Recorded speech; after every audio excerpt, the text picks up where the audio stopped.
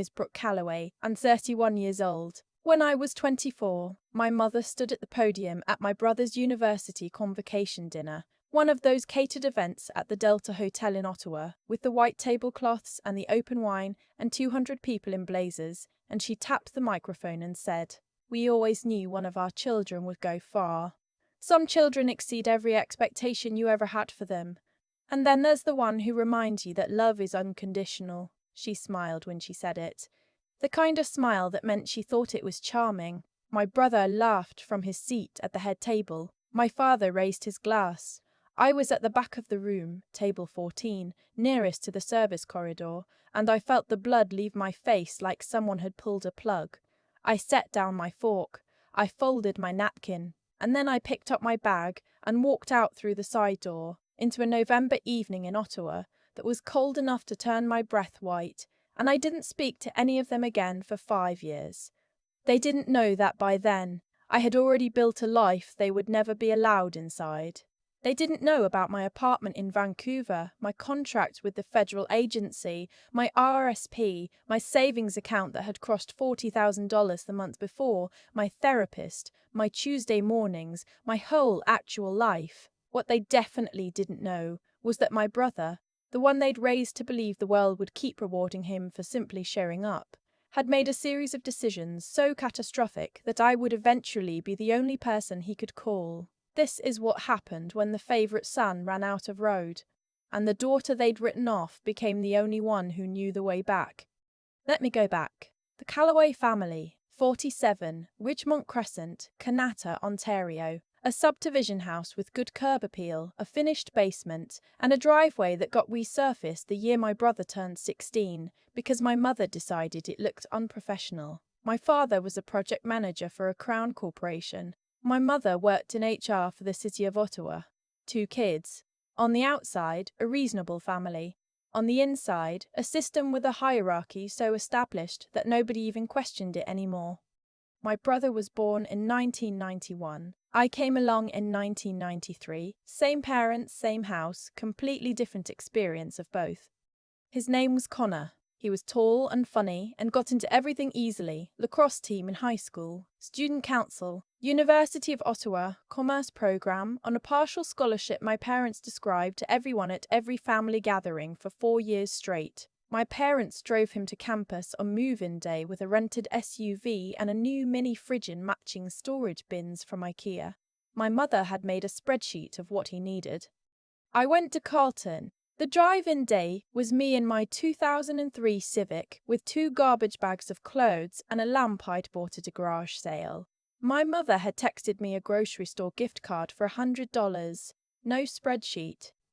Connor graduated with a 3.8 GPA and a return job offer from a consulting firm before he'd even attended Convocation. My parents threw him a dinner party. 14 guests. My mother made her good pasta and bought 2 cases of wine from the LCBO and gave a toast about potential and destiny. I was there, at the end of the table near the kitchen, because we had a long table and someone had to sit at the end, and my mother mentioned my name once, when someone asked and she said, "Brooke is figuring things out." I had a full-time job. I had been employed since I was 17, but I was figuring things out. I started keeping a record when I was 19. I needed something concrete, something that couldn't be rewritten later. How many times my father asked Connor a question at Sunday dinner versus me, 18-5 over 1 month. How many times my mother referenced something Connor had done when talking to her friends on the phone within earshot of me. I stopped counting at 40. How many times she told me to be realistic when I mentioned something I wanted. 11 times in 1 year. Once she used the word realistic 3 times in a single conversation about whether I should apply for a co-op position in Toronto. Realistically, Brooke. Realistically, you have to be realistic. I wrote it in a blue notebook I kept in my desk drawer, not because I was planning to do anything with it, just because when you grow up being told that your perception is incorrect, you start needing evidence. The Convocation dinner was June of 2017. Connor had just finished his MBA at Queen's, funded entirely by my parents, $42,000 over 2 years, which my mother mentioned at Christmas, at Easter, and twice in the summer preceding. My contribution to my own education had been 3 part-time jobs, a federal student loan, and a line of credit I was still paying down. Nobody mentioned that. The hotel was the Delta Ottawa City Centre. My parents had booked a table for a group, cousins, family friends, colleagues of my father's. My invitation had arrived by email 3 days before the event, with a note from my mother. Table 14 by the back. Dress up a bit. I had driven from Gatineau, where I was renting a 1-bedroom apartment on a government contract salary of $52,000 a year. I'd bought a dress at Simon's on sale for $55. I'd done my hair in my bathroom with a YouTube tutorial and a drugstore curling iron. Table 14 was near the service corridor. Not in a charming, we're near the action sort of way. In a we needed to seat you somewhere sort of way. My table companions were 2 of my father's colleagues who mostly talked to each other about infrastructure budgets, and a cousin I hadn't seen in 4 years who spent most of the evening on her phone. My mother gave her toast at 7:52 in the evening. She was good at rooms, always had been. She had the kind of voice that made people put down their drinks and pay attention. She stood up and smoothed her dress and smiled at my brother the way she smiled at nothing else in the world. "We raised 2 children," she said, "and from the very beginning we always knew one of them was going to go far. Some people are just built for it, built to succeed, and I have watched my son become exactly the person I always knew he would be." Applause. My father's eyes were wet. "And then," she said with a little laugh, "there's the other one, the one who keeps you humble, the one who reminds you that love doesn't have conditions." More laughter. Warm laughter, the kind that fills a room. She was still smiling. She thought she was being affectionate. My brother, at the head table with his girlfriend and his friends, laughed and shook his head the way you do when someone roasts you with love. My father raised his glass. 200 people applauded. I was at table 14. I was the other one. Everyone in the room understood the joke. I watched them understand it in real time. The polite smiles of my father's colleagues, the not quite meeting my eyes from the cousin on her phone. The applause lasted 9 seconds. I counted because I needed something solid to hold on to. I sat for 3 minutes after that. Then I stood up, got my coat from the coat check, and walked out with a side exit onto Bessera Street and stood in the cold for a while before I got in my car. My mother texted me at 8:17. "Where did you go? Dessert is coming." I didn't answer. I drove back to Gatineau. The McDonald Cartier Bridge at night, the Ottawa River black below me. I cried somewhere around the bridge and kept going. I got home and sat on my couch for a long time. I thought about texting Connor. I thought about calling my mother back. I did neither.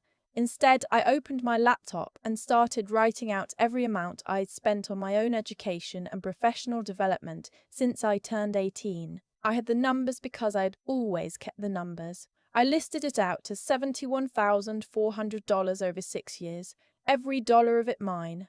I don't know why that helped, but it did. Something about looking at it.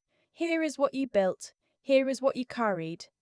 I texted my mother the next morning, "I think I need some time." She replied, "You always do this." I blocked her number. Then I blocked my father's. Then, after sitting with it for 2 days, I blocked Connor's too. Then I called my phone provider and got a new number. Then I deactivated my Facebook. I removed family from my Instagram. I left the family group chat, which had been silent for 4 months anyway. I kept 2 people. My university friend Renata, who had texted me the night of the dinner. That toast was a dig. "I'm sorry, are you okay?" And my colleague Devon, who had known me long enough to understand without explanation. That was my whole family now, 2 people I had chosen. It was enough. The year after, I moved. A better contract came through in Vancouver, the Federal Public Service, Communications and Policy, and I took it. I packed my Civic and drove it to a storage locker and shipped 4 boxes, and I flew out in February 2018. A 1-bedroom in Mount Pleasant, $1,650 a month, which felt enormous on a salary of $64,000, but which I could manage and did. I painted one wall in the living room a dark navy blue because I had always wanted to, and there was no one to negotiate with about it. I found a therapist that April. Her name was Dr. Sylvester, and she worked out of a clinic near Commercial Drive. Our first session, she asked me what I was hoping to get from the work. I sat with the question. I want to stop needing them to see it, I said. See what? What they did. I want to stop waiting for them to admit it. She wrote something in her notebook. That's a good place to start. I built a life that had no room in it for their version of me. Promotions came steadily. Policy analyst, then senior analyst, then team lead by 2021. My salary reached $87,000. I paid off my student line of credit in full in March 2022 and stood in my kitchen in Vancouver and read the confirmation email on my phone for a long time. I didn't cry. I just felt something settle, like a knot that had been there so long I'd forgotten it wasn't supposed to be there. I made friends, real ones. My neighbour Paulette, who had knocked on my door in the first week to introduce herself and had eventually become the person I called when things were hard. My work friend Adrian, who brought me coffee on rough Mondays and never asked why I didn't go home to Ontario for the holidays. My friend Naomi from a hiking group I had joined, almost by accident, who noticed things about me that I hadn't noticed myself. I dated. A few things that didn't go anywhere. Then, in 2022, someone named Tobias, who taught high school English in North Vancouver, and who was patient and deliberate and made me feel like my opinions were worth finishing. We dated for almost a year. He said to me once over dinner in Gastown, "You say never mind right before you make a point. Every time, you get to the thing you want to say and you walk it back." I hadn't noticed. I brought it to Dr. Sylvester. We spent 4 sessions on it. I was still finding the places where my family had gotten into the architecture. Tobias and I ended in early 2023. Not badly, just 2 people with different timelines. But he'd left something behind, a sharper awareness of the ways I still shrank without meaning to. By the beginning of 2024, I felt like I had most of it sealed. Good work, good people, my navy wall, my Saturday morning runs along the seawall, my sessions with Dr. Sylvester. I thought about my family in the way you think about a country you once lived in. Not without feeling, but from a distance that had started to feel permanent. I had almost stopped flinching when I heard my mother's voice in someone else's cadence. I thought I was done. Then in April 2024, on a Wednesday evening, I was making dinner. Roasted vegetables and rice, a glass of white wine, a podcast I'd been meaning to finish for 2 weeks, and my phone buzzed with an unknown number. 6113, area code. Ottawa. I stared at it. I almost let it go to voicemail. Then I answered. Brooke. It was my cousin Wendy. I hadn't spoken to her in 3 years, but her voice was the same, low and careful. "I'm sorry to call like this. I didn't know if this number still worked." "It does. What's wrong?" She exhaled. "It's Connor." I set down my fork. The version Wendy gave me took 40 minutes and required me to sit down twice. Connor had been living in Toronto since 2020, working for a mid-sized consulting firm, doing well on paper. He'd been with his girlfriend Tara for 4 years, living in a condo they'd been renting in Liberty Village. They'd gotten engaged in 2022. In 2021, Connor had started a side business, a tech startup, something to do with real estate analytics software.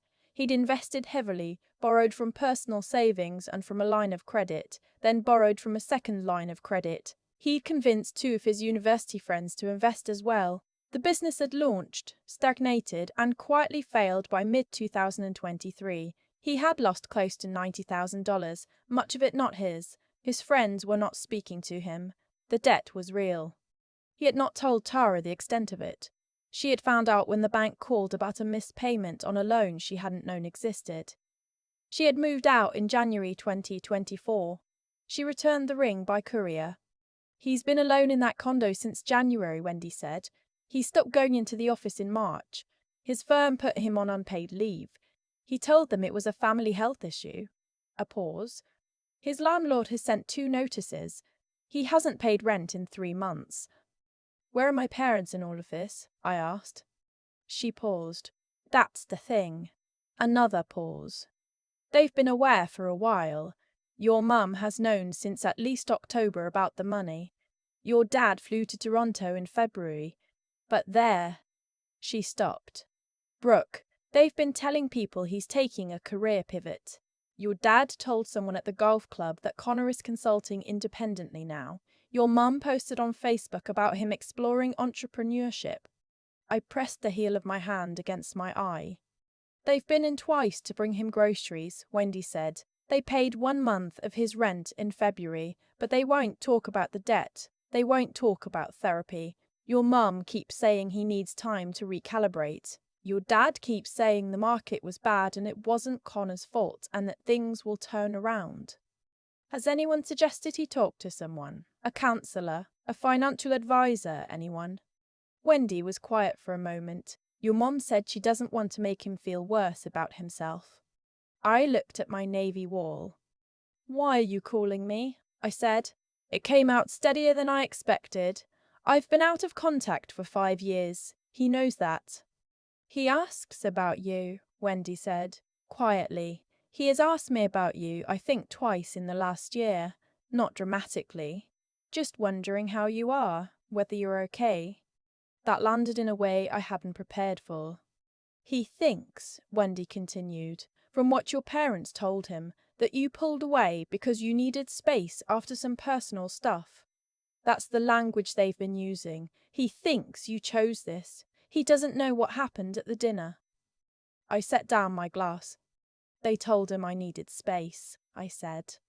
That's what he said to me, that you'd been going through something and needed distance, and that he'd hoped you'd reach out eventually. He doesn't know about the toast. I don't think so. I think he remembers you left early that night. He's never mentioned the toast specifically.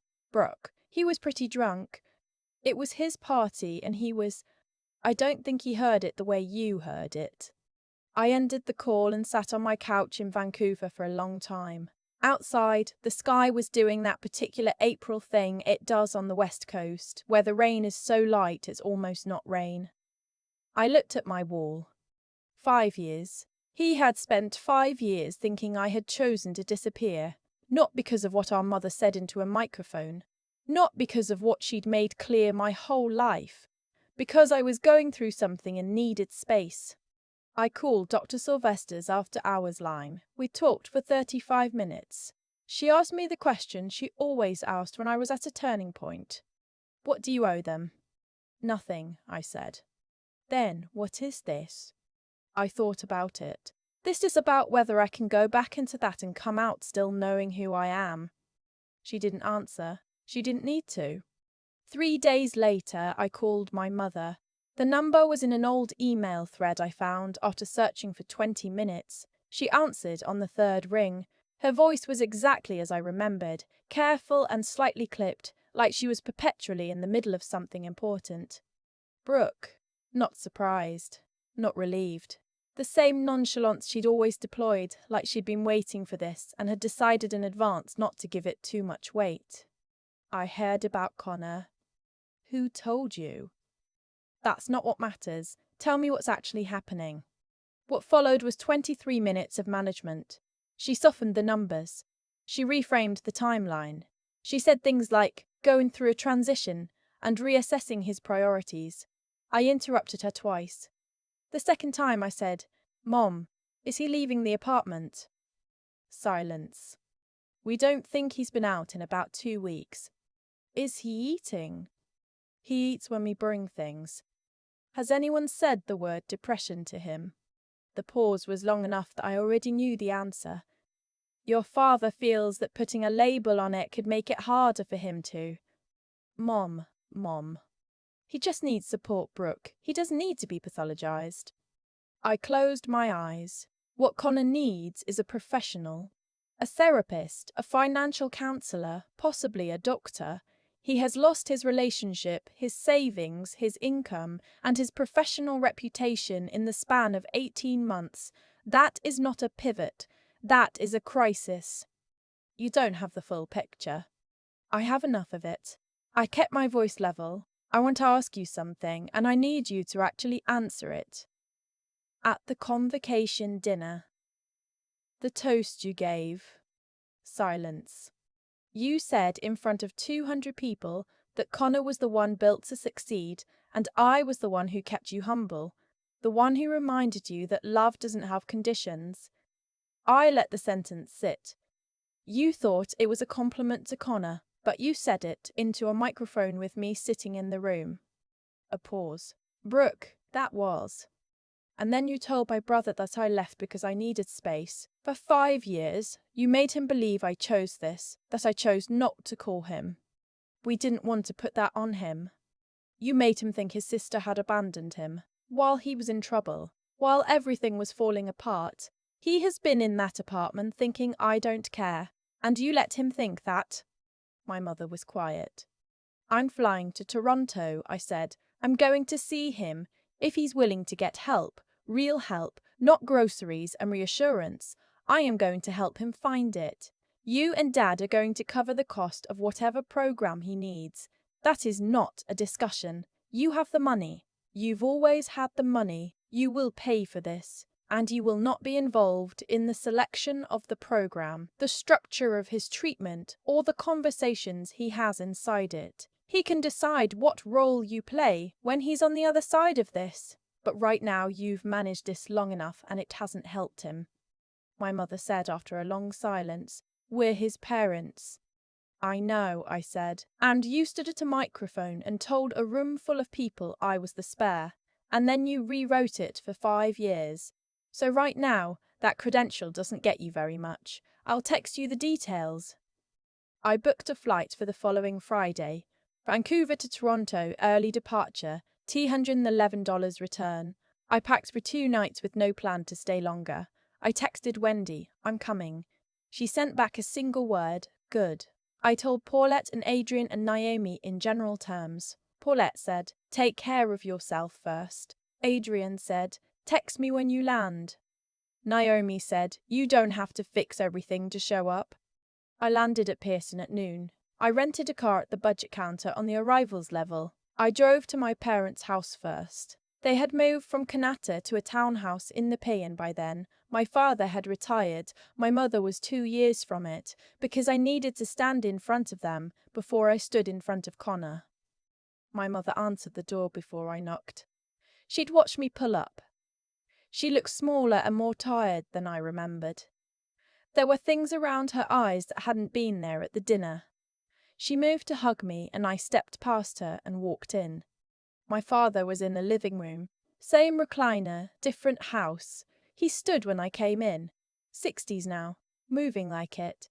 Salt and pepper the last time I'd seen him, now mostly grey.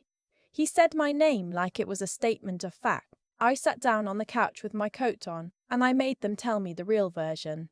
My mother picked at her sleeve. My father described it the way he described everything, as a series of events with a logic to them, cause and effect, market conditions.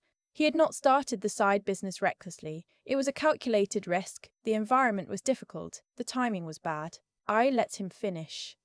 You knew in October, I said. It is now April. 7 months. And in that time, Connor went from struggling to not leaving his apartment. You flew out in February and brought groceries and left. You told his landlord he was between jobs. You told people at church he was consulting independently. I looked at both of them. You managed the story. While he got worse. My father's jaw did the thing it had always done when he was being challenged. There is something I need you to hear, I said. Not defend, just hear. At the convocation dinner, the toast. Do you remember exactly what you said? My mother folded her hands. You said Connor was the one built to succeed, and I was the one who kept you humble, the one who reminded you that love was unconditional. My voice stayed even. I had lived with those words for 7 years, and they had worn smooth enough that I could say them out loud without falling apart. You said that with me sitting 20 feet away. And then you told my brother that I needed space, that I was the one who chose to disappear, and at some point you let him believe for 5 years that his sister didn't care enough to call. My mother's eyes were wet. I'm not here for an apology, I said. I'm not here because I've forgiven you. I'm here because Connor is drowning in something that partly started in the same house I grew up in, and I'm not willing to watch that happen when I can do something. But you both need to understand what you actually did. Not the version that made sense to you. The real version. I stood. I'm going to see him now. Be ready for me to text you about a program and a cost. I left them in the living room with the family photos on the wall, almost all of them. Connor, graduation, a ski trip, a candid from some corporate event. My photo from university graduation was there, small, in the corner, slightly crooked. I drove 40 minutes to Connor's building in Liberty Village, a newer development, glassy, the kind with a lobby that had a coffee machine no one used. His unit was on the 7th floor. I buzzed from the lobby. Nothing. I buzzed again. A long pause. Then his voice through the speaker, rough and unclear, like someone coming up from somewhere deep. What? It's Brooke. 8 seconds of silence. That's not possible. I'm here. Buzz me in. The door clicked. The 7th floor smelled like takeout and recycled air. I knocked on his door. Footsteps, a long pause. The door opened on the chain, 2 inches, and I saw him. I'd known Connor my whole life. I knew the version of him who had ironed his shirts for interviews at 19, and who had a position on every topic, and who had never, as far as I could remember, asked for help from anyone. What I saw in that 2-inch gap was what happens to a person when the architecture they've been performing finally gives way. He was in a grey hoodie with the zipper broken and jeans that had clearly been worn for days. He was thin in the particular way that means forgetting rather than choosing. His face was unshaved past the point of intention. His eyes had the quality of someone who had not slept properly in a long time. Not exhausted exactly, but evacuated. "You're different," he said. "Let me in." The tone came off. The apartment had been nice once. Good layout, good light, south-facing windows. But the curtains were drawn and the light that came in was grey and thin. Take-out containers on the counter. 3 empty beer cans on the coffee table. And the bottle of rye that was mostly gone. Dishes in the sink from what looked like several days. A laptop open on the couch. Black screen. I sat down on the floor. Not the couch, the floor. He looked at me like he wasn't sure I was a real thing. Then, slowly, he sat down too, back against the wall, knees up. "Mom called you," he said. "Wendy texted me first, then I called Mum." He made a sound that wasn't quite a laugh. I figured she'd eventually pull someone in. She didn't pull me in. I chose to come. I let that sit. I need you to know this isn't because of them. I'm not here as their proxy. He looked at me for a moment, then at the floor. "I thought you hated me," he said. "I know." "After you left the dinner. The convocation thing," he rubbed his face. "I tried to call you after, like a week later. Your number was different. I changed it. I thought that was because of me." "I know you did. I kept my voice steady. I blocked them first, then I changed the number. Not because of you, but you were in the same category in my head at the time. I thought you hadn't reached out after the dinner because you hadn't noticed. Or didn't care." I stopped. "What I know now is that you did try. And they told me you thought I just needed space. They told you that was why I disappeared." He looked at me. "That's not why I left," I said. "I left because of what Mum said into that microphone, about Connor being the one built to succeed, and me being the one who kept them humble. I left because she said that, and you laughed, and I was sitting 20 feet away, and every person in that room heard it. And then they spent 5 years telling you it was my choice." The expression that crossed his face was something I hadn't seen from him before. He'd always been so composed. Even as a kid, he'd known how to perform having it together. What I saw now was something younger and more honest than any version of him I'd witnessed. "She said that," he said. "Word for word." He pressed his head back against the wall and looked at the ceiling. I was drinking that night. I don't remember the exact words." He paused. "I remember you were there and then you weren't. I thought you'd gotten tired. I thought it would gotten tired. I thought it was one of those things." He stopped. I was so deep in their idea of what that night was supposed to be. I wasn't actually paying attention to you. I know. That's not an excuse. No, but it's true. We were quiet for a while.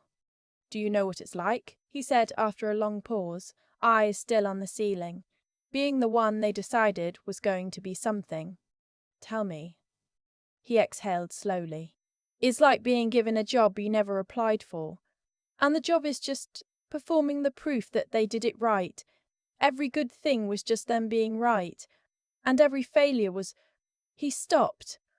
"When the startup started failing, I couldn't tell them. I couldn't tell anyone. Because the whole architecture of what I was to them was built on succeeding. And if I'd failed, I wasn't just failing. I was becoming evidence against them. I thought about my blue notebook, the counting. Numbers felt safer than feelings. I hid it from Tara for 8 months," he said. "That's the thing I keep coming back to. 8 months. She loved me and I hid it from her because I was so used to managing appearances that I didn't know how to stop. And then it all came out at once and she had nothing left to trust." He looked at me then. His eyes were tired in a way that was more than physical. "I'm sorry," he said. "For the dinner. For not noticing. For laughing when I should have been— I don't know. I should have been paying attention to my actual sister." I didn't rush to respond. I let it be there, what he'd said, real and slow.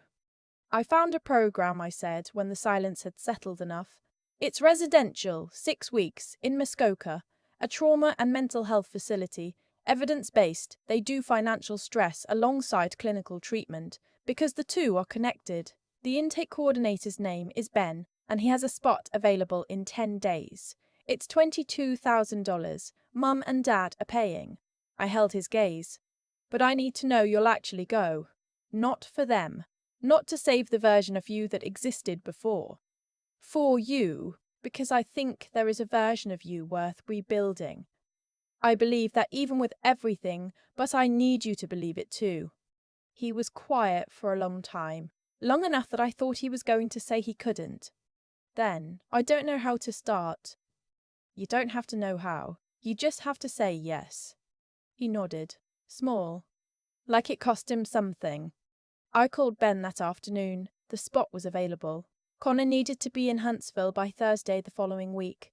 I drove Connor to a hotel near the airport that evening. He didn't want to go back to his parents, and I wasn't offering my place. We ordered room service, soup and sandwiches. He ate most of it slowly, like someone relearning the habit. Around 11 he said, "I can't believe you actually came." "I almost didn't," I said. He nodded slowly. "That's the more honest version. Thank you for the honest version." We sat with that for a while. Thursday morning, I drove him to Pearson. His flight to Toronto City Airport for the connection north was at 7:15. We stood at the security line, and I handed him a folder, program documents, emergency contacts, my number written on paper in case his phone died. He took it and held it the way you hold something you don't want to have to be holding but are grateful exists. Then he hugged me. He was thinner than I'd expected and smelled like the hotel shampoo, and underneath that something tired and stale that would take a while to leave. I held on anyway. "Are we going to be okay?" he said. "You and me." I thought about it. The real answer, not the comfortable one. "I think we can be something true. Not the sibling relationship we should have had, but something real, if we're both honest." "That's better anyway," he said. He picked up his bag. At the security line, he turned once and raised his hand. I raised mine back. He went through. I watched until he was gone. That was 11 weeks ago. Connor has been in treatment for 11 weeks. He calls me on Sunday evenings, from a phone in the common room at the facility. The calls are 20 to 40 minutes. We are still learning how to talk to each other without performing anything. It is careful and slow and more honest than anything we managed in 20 years of living in the same family. He has asked about our parents twice, what I think he should do when he's out. I've told him both times that it's his to decide, and I'll respect it either way. I'm not carrying that question for him. My parents have sent 3 emails since April. Short ones. Updates requested. I've given them the minimum each time. He's doing well. The program is working. Nothing more. My father wrote once that they'd like to speak when I was ready. I haven't responded. That's not avoidance. It's a decision I haven't finished making, and I'm allowing myself the time to make it properly. My life in Vancouver is exactly as I left it, my navy wall, my Saturday mornings on the sea wall, Paulette's dinners, Adrian's coffee, Naomi's group hikes up grouse in the cold, my sessions with Dr. Sylvester, who asked me 2 weeks ago, "What did this prove to you?" I sat with it. "It proved that I could walk back into the place that made me small," I said, "and I could stand in it and say the true things and leave when I was ready and still know exactly who I was when I got back to the car." Connor gets out in late July. He's been talking about a smaller job for now, something lower pressure, something in a different industry. He mentioned in our last call that he's thinking about staying somewhere outside Toronto for a while, somewhere quiet. He said, "I want to try living without an audience for the first time." I told him that sounded like a beginning. "Last Sunday," he said, "I've been thinking about what it meant that you showed up. I think it meant you decided I was still worth something even before I could see it myself." I said I decided we were both worth something. Same house, different damage. I just had a 5-year head start on understanding that. He was quiet for a moment. "I want to actually know you," he said. "Not the version of you I had. You, the real one." "I'd like that," I said. "Let's take it slowly." People ask me sometimes, in therapy and in my own head at 2 in the morning, whether going back was the right thing. Whether I undone something by showing up. Whether it meant I'd forgiven them or forgotten or quietly agreed that what they did was something I could absorb and continue. It didn't mean any of that. I went because my brother was a person sinking under the weight of an identity that had never actually been his, built in the same house that had spent 20 years making me feel like a footnote. And I was the only one willing to show up with something real. Not a managed story, not a maintained reputation, not groceries left at the door. Something real. I didn't go home. I went to pull someone out of a current our family had built, and then I drove back to Vancouver, to my apartment, to my navy wall, to the life I made from nothing while they were busy framing his. My name is Brooke Calloway. I'm 31 years old. I was the spare daughter, table 14, near the service corridor, close enough to be present, far enough to be forgotten. I built a life from scratch on a salary I earned, and a city I chose, and a wall I painted the colour I wanted, with no one's permission. And when the one they built their whole story around needed someone real, I was the one who showed up. If you're sitting at your own table 14 right now, I want you to know that being overlooked is not the same as being wrong. Being unremarkable to the people who are supposed to see you most clearly is not evidence of your limits. Build your own table, choose your own room, and never let their poor vision become your truth. I used to think that what happened at that hotel in Ottawa was the moment everything broke. A microphone, a joke, 200 people laughing. But sitting with it now, I think that night was actually the moment I stopped pretending a break hadn't already been there for years. The thing about growing up as one who doesn't quite fit the story your family is telling about themselves is that you spend a long time trying to earn your way into the narrative. You work harder, you stay quieter, you make yourself smaller in the hope that eventually they'll notice the space you've been carefully not taking up. And then one evening your mother says into a microphone that your brother was built to succeed and you were the one who kept them humble, and 200 people laugh, and something in you finally stops waiting. That's not cruelty, exactly. It's clarity. And clarity, even when it comes wrapped in humiliation, is one of the more honest gifts you'll ever receive.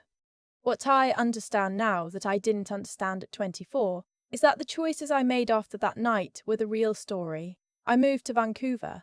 I found a therapist. I paid off every dollar I owed without help from anyone who had ever doubted me. I built a life that was mine in every detail, from the navy wall I painted myself to the friendships I chose because they were real, not because they were convenient or familiar.